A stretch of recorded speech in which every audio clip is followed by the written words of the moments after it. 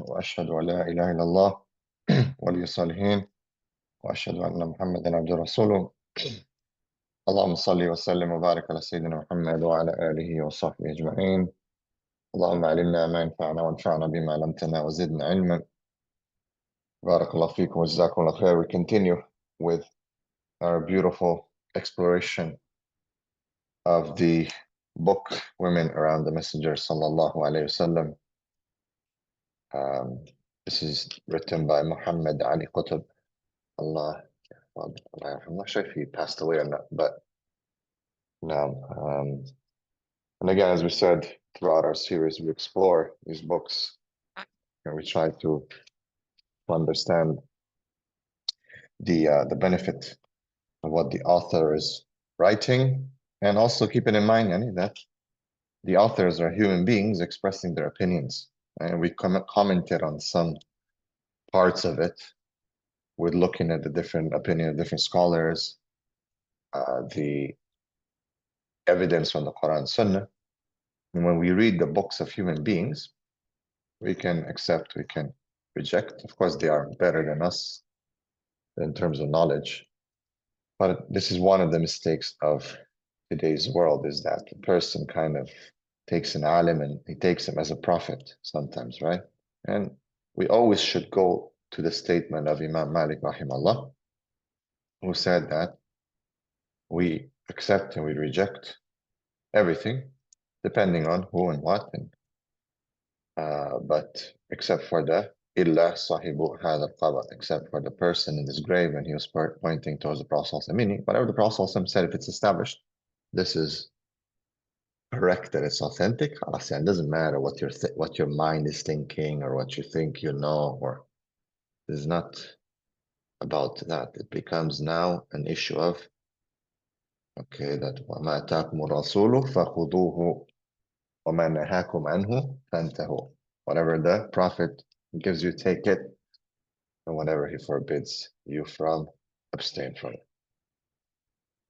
Now, so we are continuing with Fatima radiallahu anha and the marriage to Ali radiallahu anhu. And we looked at her life with Ali, their marriage, how simple it was. We also looked at how the Prophet sallallahu alaihi wasallam and he handled the marriage. Okay, this is Ali that he loves, radiallahu anhu. This is Fatima that he loves, radiallahu anha. But he was very clear on the hukum of the nikah and what was meant to be, such as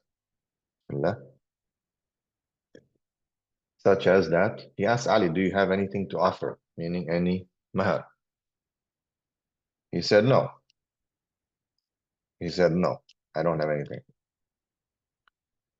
So what did the Prophet sallallahu alaihi wasallam do? He said, he reminded him of a shield or a coat of arms or something that he given him. So the Prophet gave him as a gift, and he reminded, what about that I given you some time ago, right? So the Ali said, yes, I have it. So he said, okay, then sell that. So he sold it, took some money for the preparation of the wedding, some money for the mahar, some money for some things for Fatima, and so on, right? So subhanAllah, you can see the Prophet gave it to him as a gift, but he said, okay, go sell it and let's do the wedding now. Right? So this is how Ali and the interaction between the Prophet ﷺ and Ali radiallahu anhu went. Okay, when it comes down to business, yes, I love you. Yes, you are like my son, but okay, when it comes to Sharia and Aqd and this and that, people need to, why? Because see, and he needs to teach us. He needs to teach us that this is how it is, right? So a woman's rights are protected, right? If a woman wants to give things up for herself, or that's okay, it's permissible. But still, imagine if that's all that happened, then people would have think that khalas, and there's no, women just give up everything, so they have no rights, right? So then that would have been something that we could have understood from this behavior, and we could have generalized it. The Prophet ﷺ has examples where, yes, We know, for example, Sauda radiallahu anha, she gave up some of her rights and other instances. And then some, you see, no, it's like, okay, you pay mahar, you do this, you do that, that. Okay. And both are acceptable, but both need to be understood. Both have a context. The Sharia is very wide when it comes to understanding. Okay, depending on situations, depending on what is going on at that moment. It's important. Now, type. So some of the blessings or the values of Ali radiallahu anhu. Okay. So we need to understand something about Ali. So Fatima, we've already understood. Okay, she is the daughter of the Prophet ﷺ. And as you can see, I want to ask you honestly, even just naturally, when you, whatever knowledge you have in Islam, how much do you know about the other daughters of the Prophet ﷺ?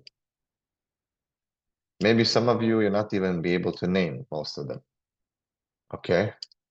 Why? Well, you see, there's a natural, I guess, inclination that a person might have and preference towards someone. Just the way it is. Like we know more about some Sahabas than others. Same with the daughters of the Prophet. Same with, right, exactly. Same with and maybe that's what we should do. Next, when we finish this book, maybe we should look a little bit more into the wives of the Prophet ﷺ and the daughters of the Prophet ﷺ to analyze just those, you know. But it's natural that someone will incline towards someone and spend more time.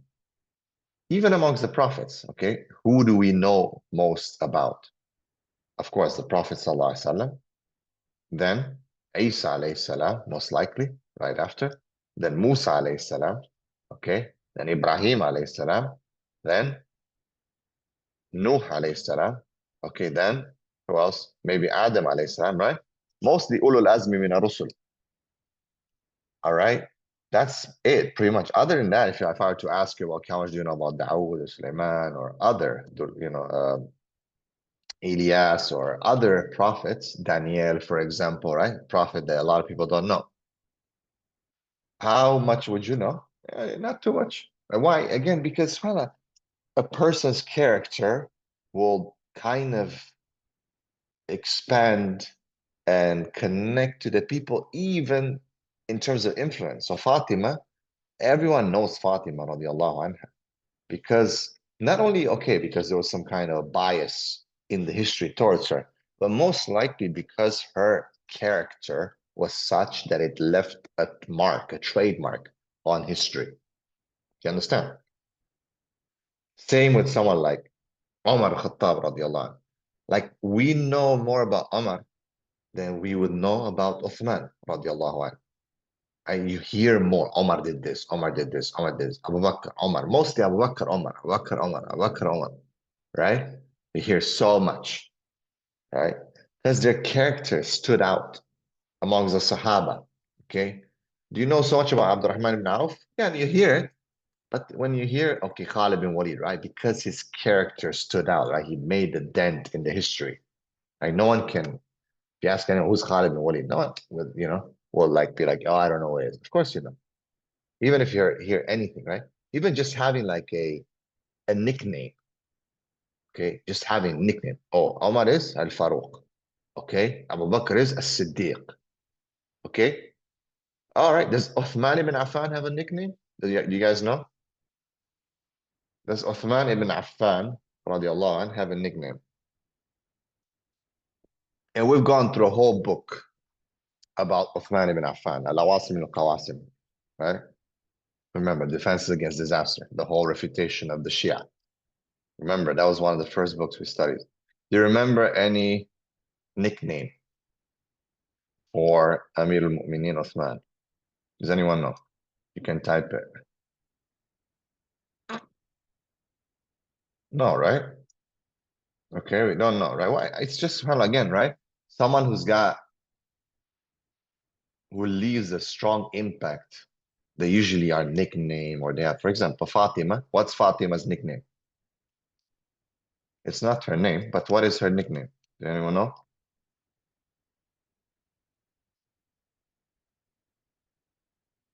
Come on, guys, take a shot. What's Fatima's nickname? You should know. One of the greatest institution is named after her in the world. Come on, Bismillah. Where do you guys send your imams to study usually?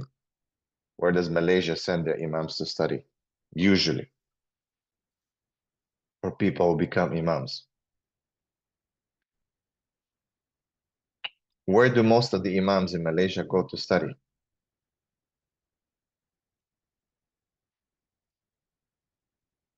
Al-Azhar, yes. Okay. Why is Al-Azhar named Al-Azhar? Who knows?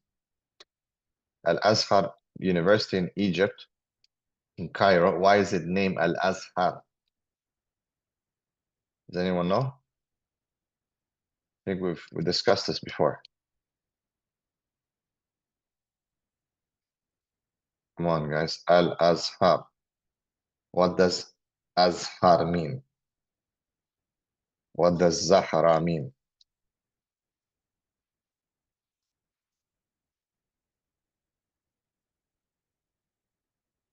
Not Asfar, no. No. You mean Azhar. Zahra. Zahra. Zahra is like a flower. So Fatima was named Fatima Zahra. Okay, exactly. There we go. Okay. So the Shia used to run Egypt at that time, and it was the Fatimid dynasty from Fatima, Fatimid. Okay, so they named the university Al-Azhar from Fatima Zahra. Yeah, then Salahuddin came and smashed them and all that. And then he took it over and then he converted to a Sunni university. So she has a nickname, right? She's known as Fatima Zahra. Okay, you don't really hear like them saying Fatima bin Muhammad or something like that. Right? They just name it. So what I'm trying to say is that people who leave an impact in history, they're remembered by their character, by their who they are, and so on. And you know them. They usually nickname. They are right. They know kind of like kunya or something. It's just their character. So some people are just like this. I don't know. Allah selects them to be known and to leave and to be more popular. And as Allah subhanahu wa ta'ala says, that we raise some above ranks and we put some low or down. Okay. This is how yani, how it works. Why and how Allah knows best. But Ali radiallahu anh is definitely someone that we know. And I don't think we know so much about Ali. You know, the Shias, they exaggerate. It's all about Ali. And actually, to be honest, it's more about Hussein than Ali. But, you know, there's a lot to do with Ali. And I think sometimes the Sunnah, we don't know enough about Ali radiallahu anh, because there's been, again, a fear that if you say too much in praise or about Ali, that you're somehow Shia. And you'll find throughout the history of Islam, there's been a lot of debates and discussions where even the Sunnah used to like, and have issues with Ali radiallahu anh sometimes. Some people, again, not Ahl Sunnah wal Jama'ah, but ignorant people. Okay. And then you have others who have gone obviously on the other extreme. So Ali radiallahu anh is one of the, I would say personally, one of the most comprehensive Sahabas because, for example, Khalid was a warrior. Okay. Khalid was a warrior. You can go back. No, go back to the same screen where we were. Yeah, just leave it there. Khalid was a warrior. He's known as a warrior. He's not known as a faqih. Okay. He learned Quran and mostly, I mean, he had obviously probably more fiqh than all of us put together here, but he's not known amongst the Sahaba as a faqih. Okay. Omar is known as a faqih. He's known as a qadi. Abu Bakr is known as a qadi, as a faqih, as a businessman. Okay. When you look at different people have different things. Ali was known as a faqih, a qadi, a leader, a politician, a follower, a warrior. He was a great warrior. You don't understand. I remember in the Ghazwatul Khandaq, what he did, right? He's just, you know, it was a husband, right? Great man. He was just a well-versed, all around, very, very you can say, well-rounded individual on all levels. He was very much like the Prophet sallallahu alaihi wasallam. Okay, very much like the Prophet sallallahu alaihi wasallam. And this is very important, okay, to understand that. Okay, he was just very good at everything he did. Okay, business, representing the Prophet sallallahu alaihi wasallam, leading, a messenger. He was the representative of the Prophet sallallahu alaihi wasallam. Many conquests and many dawah endeavors to many different countries and different places. Okay. So, when you think about a warrior, usually it's like, okay, I'm just a war machine. No, he was also a politician. He was a judge. Okay, but he was also a servant of Allah, and he was also a father and a husband. And I don't think we know enough about him. So anyway, so we know that he is Ali, the son of Abu Talib, who is the Prophet's uncle. Okay, the Prophet's uncle, meaning the Prophet's father's brother. Okay, so they are what? They are cousins. Okay, now look at his mother. Okay, his mother was Fatima bin Asad. Okay, Fatima bin Asad. So you can see that. Okay, yani Fatima was a common name. Okay, so Ali's mother is Fatima, and his wife is Fatima, radiallahu anha. Okay, and she was the first Hashemite woman, yani from Banu Hashim, born to a Hashemite man. I'm not sure, I was telling you last time, I don't know what he meant by this, the author, other than that basically, yani it was the first woman born to a Hashemite. The marriage was between a man and another woman. So then obviously the women, they take the father's lineage, right? You understand, right? So my daughter's born into, right, from me, but she's taking my last name. You understand? So he is one of the 10 companions who were given the glad tidings of Jannah. Okay. He was the first young boy to accept Islam and a member of the 6-man Shura Council that we know for choosing, Khalifa and many things that happened.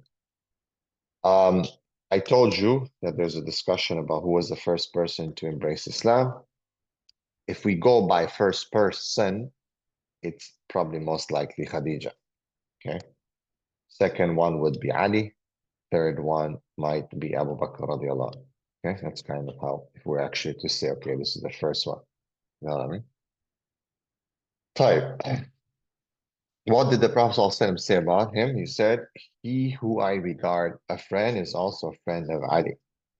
Okay, now you will hear some statements that are usually very popularized by the Shia. Okay, and they are correct, they're true, but the Shia, they try to twist them they kind of use the technique of the Christian. Christians try to attack the Quran and say, oh, look, the Quran says that Jesus is the spirit of Allah or something like that. They try to play with the words. So that they do kind of the same thing. So of course, he who I regard a friend is also a friend of Ali. Oh, Allah, treat as a friend whoever regards Ali as a friend, and treat as an enemy whoever regards him as an enemy. Okay. So that's a very strong statement because it means the Prophet ﷺ endorsed Ali radiallahu anhu. Now we know the fitna that happened at the time of the Sahaba after the Prophet ﷺ died. Okay, so that can be a lot said from this hadith. Just go down a little bit. Let's look at the authenticity really quickly. Right? No, up. Okay, so the hadith is classified as Sahih. Okay, in Silsilatul Sahih, it is an authentic hadith. Now, a lot can be said here, right, about what happened later on in the fitna after Uthman radiallahu anhu died. Okay, just based on this hadith, but we're not going to go there. okay, because it is complicated, but we did discuss this before. It's enough to just remember that Ali is regarded as very, very, as a very high status with the Prophet ﷺ, of course, with Allah subhanahu wa ta'ala. Now, let's go down. He also told him, no one loves you but a believer, and no one hates you but a hypocrite. Okay? So it is from our aqidah and from our iman that we should love, the Prophet sallallahu alaihi wasallam. That we should, I'm sorry, that we should love Ali radiallahu anhu. Okay, so this is from our aqidah that we should love Ali radiallahu. We need to love him to be part of our aqidah. And no one hates you but a hypocrite. Anyone hates Ali is a hypocrite. Abu Nu'aym introduced him as follows. He is the leader of the people, ardent follower of the Prophet sallallahu alaihi wasallam, and the Creator's beloved. So it means Allah loves him. How do we know that? Because the Prophet sallallahu alaihi wasallam told us. He is the door of knowledge and science, the standard of the rightly guided, light of the obedient, friend of the righteous, and the leader of the just rulers. He was amongst the earliest ones to respond to the call of Islam, the strongest of them in justice and certainty. Okay, so he was very just and he had a lot of yaqeen. He was very certain in his iman and his faith. The greatest of them in intelligence and the fullest of them in knowledge. He is the adornment of the knowledgeable and a model of the pious. What a beautiful introduction for Ali radiallahu anhu. Okay, that's just a beautiful introduction. Now, let's go down. Okay, Ali was born 10 years before the Prophet ﷺ, was commissioned as a prophet, grew up in the household. Okay, so obviously he was trained by the Prophet ﷺ. He took after Allah's messenger and his qualities, as we said, like there's a very strong comparison between the Prophet ﷺ and Ali radiallahu anhu. Okay, they're very, obviously, first of all, they're family, right? So they would have resembled each other. They would have had some of the same characteristics. When the Prophet ﷺ was commissioned, Ali was among the first persons to benefit from this divine light. He was very happy with this gracious call, and he was the first Muslim to pray. Okay, let's go down. To pray. A little bit slower, please. We missed some lines. To pray with the Prophet sallallahu alaihi wasallam. I imagine that, right? Because they're in the house and prayer was not yet established in the masjid. So he used to pray with the Prophet ﷺ in a house. Since the beginning of the prophetic mission, signs of wisdom started to manifest on Ali. And he played a heroic role, we know, in the Hijrah, when he laid in the bed of the Prophet sallallahu alaihi wasallam. Now, let's go down slowly. Okay. And he was also in the front line amongst the first fighters who would be holding the banner of Islam in battle. Okay, so you can see that he was extremely brave. On the day of the Battle of Badr, he played an extremely laudable role. He did the same during the Battle of Uhud, in the Battle of Khandaq. He killed the hero of the polytheists. As we know, he was a huge man, huge guy, who came and he challenged people. And Ali said that I will fight you. Okay, but he didn't want to fight Ali, but Ali said, it's okay, I'll take care of you. He was nicknamed the judge of the ulama and the hero of Islam. Fatima, on her part, we know was an exemplary wife. But before, sorry, we're going to Fatima. Let me just continue a little bit with Ali. Okay, radiallahu anh. In his description, mashallah, Ali was very, it depends how you might imagine him, but he was probably not the way you would imagine him. When I first read his description, I would never like really envision him like that. I would see him something different. So but he was very strong, very thick, mashallah, and yeah, very strong man, subhanallah. We know that his Khilafah was quite short, and we know that Ali was, what, he was assassinated, right? Funny enough, we don't hear so much about Ali's assassination with the Shia. And so, it's very hard not to talk, you know, about Shia. Okay, it's just very difficult uh, that, not to talk about it. Okay, so, yani he supposedly died in the year 661 AD. Okay, supposedly, and the assassination um, was during the morning prayer. Okay, this is in 661 AD, and he died out of wounds. Okay, someone from the Kharijis. Okay, um, it seems the name that's given that it was Ibn Muljim who hit Ali over his head with a poison-coated sword. And this was in a masjid in Kufa. Okay, this is in present-day Iraq. And he was about 62 years of age at the time of his death. Okay, he died exactly at the same death as the Prophet ﷺ. And interestingly enough, most of the Khulafa died at the same age. Abu Bakr died at that age. Um, I think it was 62. No, or Omar. Yes, so I don't know, about two of the Khalifas died at the same age exactly as well, 62. Okay. So this was after the Battle of Nahrawan in 658. And so basically, yes, he hit him. They used to poison their swords to make sure that that person, if he survives the wound, that he does not survive the stab, because the poison was spread. And same thing happened with when Abu Lu'lu killed Omar radiallahu anhu. He stabbed Omar. And they don't die on the spot. Even Ali died about 2 days after he was hit. And I think same thing with Omar radiallahu anhu. Okay. No. No. So again, there's a lot that can be said about this.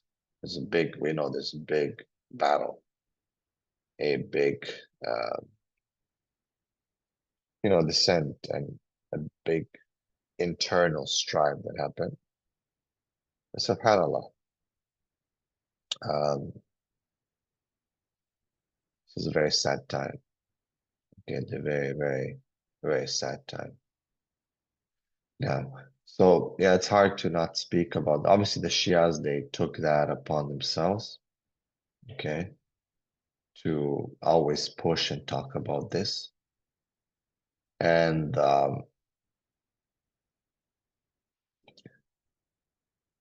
Ibn Muljim, who struck Ali, was assassinated, was executed by Qisas, retaliation, and Al-Hassan killed him. Okay.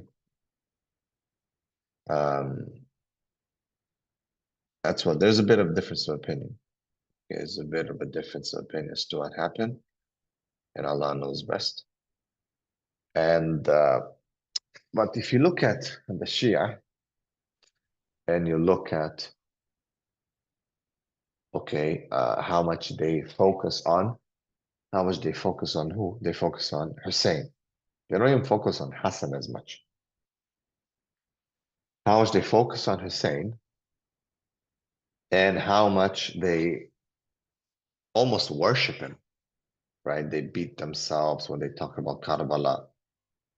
But they don't make pilgrimage to Kufa. But Ali was the father of Hussein and Hassan. Hassan was older than Hussein. Why did they not like Hassan so much? Do you guys remember? Well, because he made peace and he kind of forfeited the Khilafah for the sake of peace.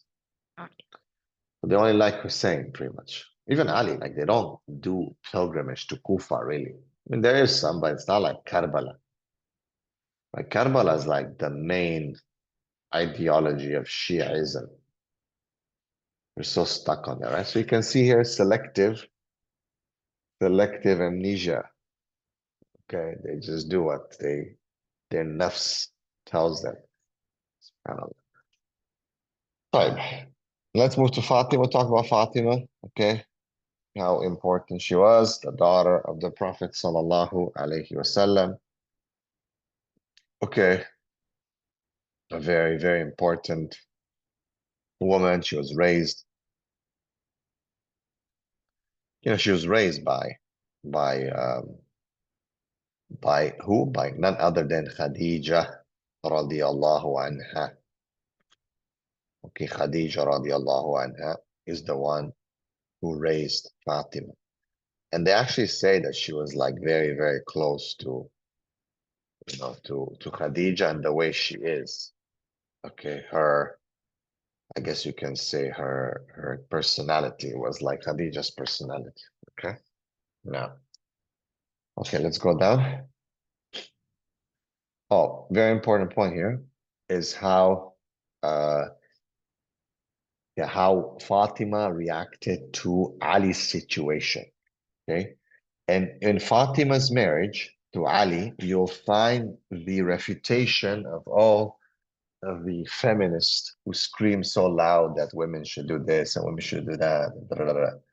Okay, now you have here the most beloved daughter of the Prophet ﷺ, with married to the most beloved man to the Prophet ﷺ, Ali. And you see that Fatima was a very, very strong wife. And she learned that from Khadija, the so-called business CEO that every feminist woman is trying to use as a as a justification for their misbehavior, stuff for lights, which I believe it's a big sin. A lot of our sisters today, they try to use Khadija to justify them leaving the house and mixing with men and doing all kinds of inappropriate things. And if you tell them, hey, this is not right. Oh, but Khadija was a businesswoman and she was a leader and she did this and she did that. And I always say, by Allah, not because I have my own thoughts and this and that, but I ask you by Allah subhanahu wa ta'ala to study the life of Khadija. Okay? Not me, not my versions. Okay, study and see if she's done what these people think and say. Did she go out with the men? Did she go and mix with them? Did she go and do this? Did she go and do all these things that women sadly do today? Did Khadija do that? And the answer will be a big no. Okay. So the question is then why are they using her and using her name and stuff and dirtying her name to justify their misbehavior? It's very unfair. And if you look at Fatima, right, I told you she was raised by her mother and she resembled her mother so much. And when you look at Fatima, what she say? She was sometimes, she's a woman, of course, and a human being, and she'll complain sometimes that she was serving and she was cleaning and cooking and doing things in the house so much. And she was so tired looking after the children, Hassan Hussein. She was very tired. And she asked the Prophet ﷺ for a servant. There was a conquest, there was the jihad that was taking place, and some servants. Okay, yes, indeed, there was slavery at that time. We know very well. I don't want people to fly up and down, This is what was at that time, the system. So the Prophet ﷺ brought some slaves. So when Fatima heard about it, she says, hey, maybe this is the chance for me to ask the Prophet ﷺ, okay, for something, maybe they can help me. So she did. She asked, give me a servant to help me with the chores in the house. Okay, would that be halal, haram? It would be halal. The Prophet ﷺ could have given her 2 servants. And in this, you see a few things. Okay, you see the tarbiyah of the Prophet ﷺ. He's not saying it's haram. Okay, he's not saying it's haram, but he's saying that I'm going to teach my daughter to understand the value of being a wife and sacrifice. Okay, something that very few women know about that today. And they look down upon it. By the way, they look at it as something, the khidmah that she will do towards the family and towards her husband is disconsidered, and she hates it, right? So she does it with no heart. And then, the first opportunity she could get to get out of it, she would. As opposed to a woman who is being trained and coached, that it's in her heart, she feels the ajr and the reward for doing that. And she is happy and content that she is actually doing this for the sake of Allah. Okay? For the sake of Allah. You don't dread it, but you enjoy and you love it. And of course, Allah will put barakah and you love it even more. Right? So that was Fatima. So the Prophet said he taught her a lesson. He says, no, I'll teach you some dhikr and some patience. Imagine the scene that the Prophet comes in between Fatima and Ali in their bed where his feet is touching their feet. He sits in between them and he teaches them to say Subhanallah, Alhamdulillah, Allahu Akbar 33 times, 33 times, 34 times. Right? That's it. What do you mean? I asked you for servants. You're teaching me dhikr? Yes, because the Prophet is teaching her to rely upon herself. And not just that, that get your ajr, O daughter. Get your full ajr. Ali is your Jannah and your Jahannam. Okay? Get your full ajr. Today, and the husband, he is considered like, I don't know, some rubbish. All the women in general have been convinced that, no, to serve my husband is not good. I'm losing out on life. I should have my own thing. And these two words, I was talking to a brother yesterday, about these two words that kill women: independence and freedom, right? And you see it that dyes are pushing this kind of agenda. Well, women in Islam are independent. Women in Islam are free. Okay. So I would like to challenge anyone to bring proof for that. No, we're all not free. Men and women, we're servants of Allah subhanahu wa ta'ala. Where's this concept of freedom coming in from? It's from the West. There's no man and woman in Islam is free. Okay, we're all servants of Allah subhanahu wa ta'ala first and foremost.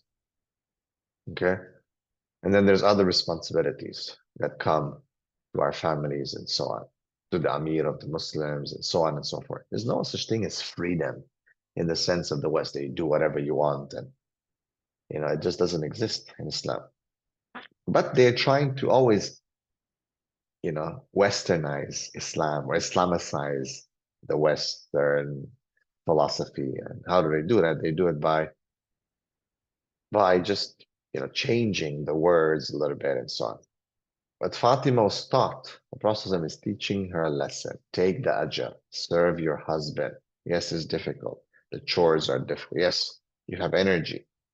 Yes, she's pleased with little food, little drink, not a lot.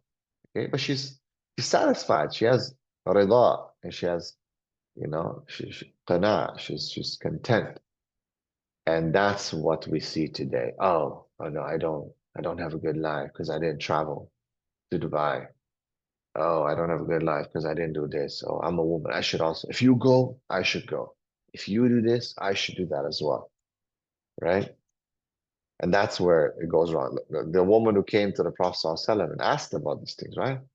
You men, you go for war and you men do all these things and you enjoy your life basically, while we stay at home and wash your clothes and feed your children and clean and this and that. Basically says not fair. The Prophet ﷺ said, you get the same reward. You get the same reward. And she was satisfied because that's what they cared about. They cared about the ajr. They didn't care about the process of getting the ajr. Today, people care about the process. They don't care about the ajr. They just want to be in the spotlight. Okay. So Fatima was taught an amazing lesson. Rely upon Allah. Okay. Do things yourself. Do not. Okay. Is it haram to get a servant? There's many of the Sahabas had servants. At some point, Aisha radiallahu anha, she had a servant, a female servant that was with her. Okay. The Prophet ﷺ himself had servants. We know a few. Okay, Dr. Zaid and Anas. So how come? Because again, guys, trying to teach a huge lesson here. I'm in the Middle East right now, a culture where it's just maids. Okay, it's a culture of maids. And you see how it's destroyed women. Like women are not, they don't know how to be mothers anymore. Okay, they do not know how to be mothers anymore. For example, they um, they allow the children to be up at like 12 at night, 1 a.m. I'm sorry, but what kind of mother are you? If you keep your, what kind of schedule do you sit for your child if he's up at 1 a.m. and he cannot? Not even, okay, they're children, yeah, but they need to learn, okay, that there's a way to get ready for Fajr, even though you're not maybe praying Fajr yet, but there's a way to get ready to be conditioned or scheduled for consistency. One of the greatest challenges we have in the Ummah right now is the lack of discipline. There's no discipline, there's no consistency, there's no waking up for Fajr all the time, there's no consistency. People stay up at night late, just enjoying themselves, shopping, especially in the Middle East, shopping, picnicking, it's like just, maybe stay till 9, no problem, have fun, relax, 10 maximum. Let's go home, sleep, wake up for Fajr, start doing stuff in the morning. وَجَعَلْنَا اللَّيْلَ لِبَاسًا وَجَعَلْنَا النَّهَارَ مَعَاشًا. For the Muslims, we twist everything the upside down. Okay, we sleep in the morning, we stay up at night. Okay, instead of praying, we don't pray. Okay, we do this, we do that. Like everything's flipped. And the Prophet ﷺ, like when you look at, okay, it's allowed. Like no one can say it's haram to have a maid or something. But you see, he is showing that the best of women basically don't do that. You just do your things yourselves. Okay, do things yourself. Clean yourself, cook yourself, do these things because there's pride in that as a woman. And definitely Fatima was just an amazing woman. Like, come on, right, how amazing she was. You know how amazing Khadija was. Right? These names stand out. These names will stand out forever till the day of judgment. Okay. So these are role models that we need to highlight to our children, to our daughters. If you ask our kids, how much do they know?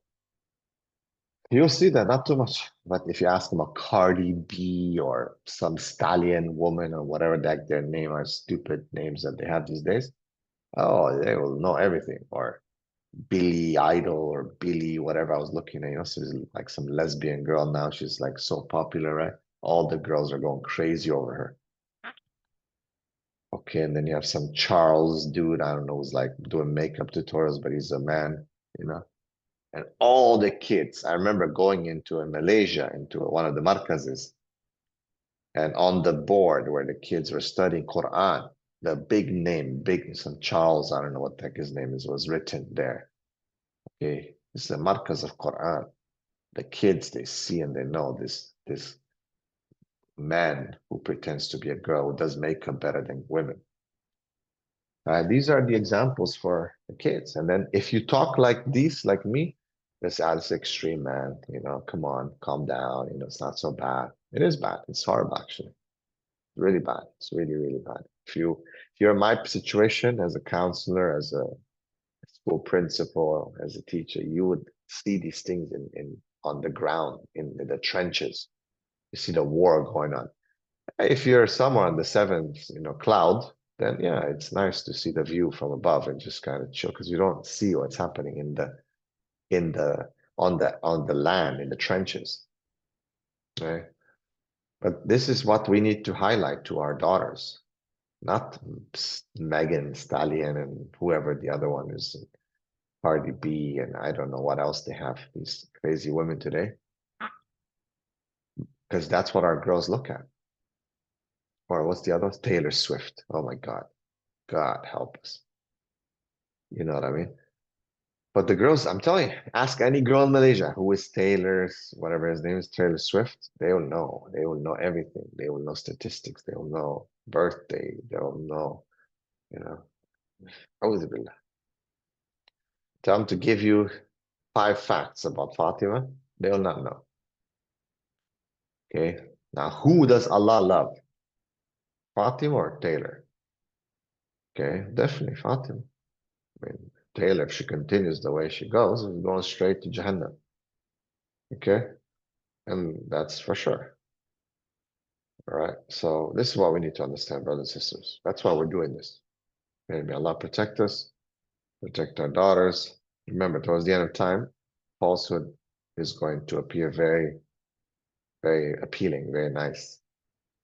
And truth is going to be appeared as extremism and as something bad. It's going to be flipped, so be careful. طيب, Jazakallah khair, barakallah fikum. May Allah subhanahu wa ta'ala bless all of you. We'll continue inshallah next week. And at some point in this trip, we will see you, hopefully, guys, in Malaysia in beginning of January, بإذن ta'ala. Barakallahu fikum. Subhanakallahumma bihamdika ashhadu an la ilaha illa anta astaghfiruka wa atubu ilaik. Assalamu alaikum wa rahmatullahi wa barakatuh. Barakallah from Peru. MashaAllah, from Peru, mashallah. Listening from Peru, Yeah. mashallah. You are invited to come to visit all Let's the do Ummah. Peru, inshallah. Okay, I'm coming, Inshallah. inshallah. I'm coming to Peru, inshallah. Bismillah. Inshallah, Sheikh. Let's do it. Sheikh. Yes, do it, Sheikh. Assalamu alaikum. Inshallah. Alaikum salam.